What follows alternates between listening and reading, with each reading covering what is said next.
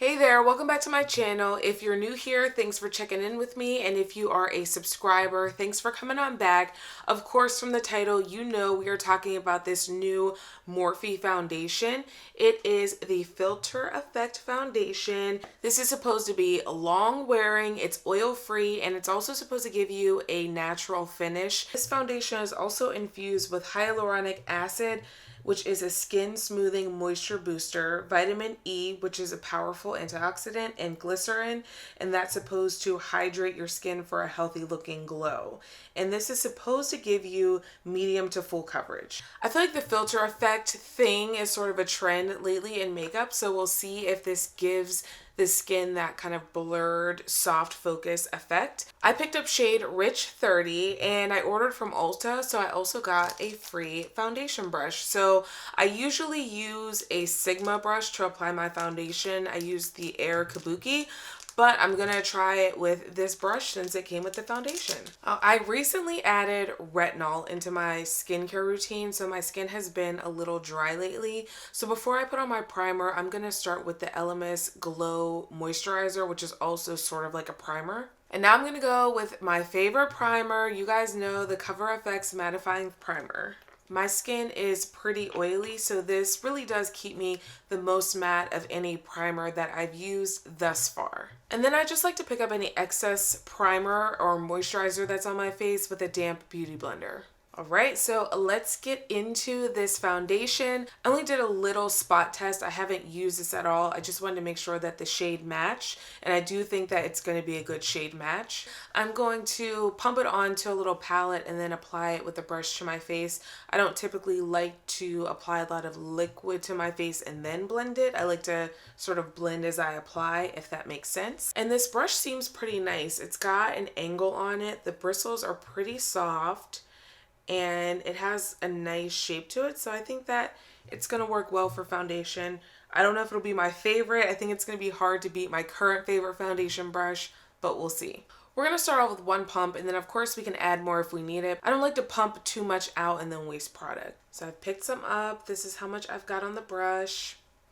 And let's just start with the cheeks. This is the area for me that really I can tell if a foundation is going to work for me, because that's where I have the most sort of problem areas. The hyperpigmentation and dark spots are there. This brush is really nice though. It's very, very soft, and the angle is nice for applying this. This does smell kind of like almost like hydrocortisone cream. I don't know if anyone's ever used that, but that kind of like ointment-y sort of smell. It doesn't smell bad, but to me it kind of reminds me of that smell. The coverage so far is very nice. It's very, very nice. I do feel like I'm getting a good amount of coverage without this being cakey or heavy. I mean, I didn't put a lot on the brush. I mean, I'm pretty impressed. I do feel like it looks skin-like. Like, it doesn't look like I have a ton of product on.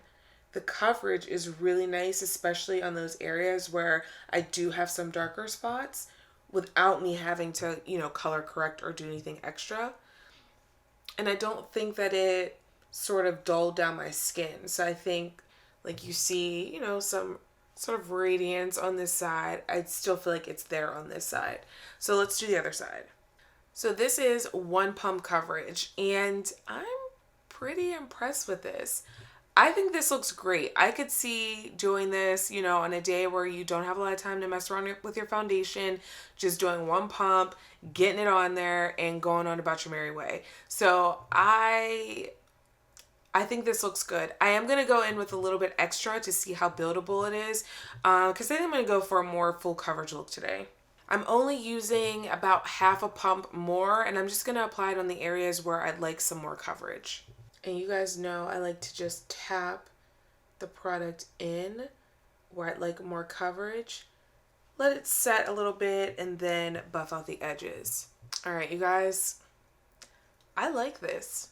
Like, I really like this, and especially with the issues that I've been having starting retinol and, my skin being a little on the drier side, I don't feel like it looks dry. Like it didn't dry it out further, which you know can happen when you're putting makeup on drier skin. So I don't feel like if your skin is typically dry that this will be an issue for you, since I'm on your side right now.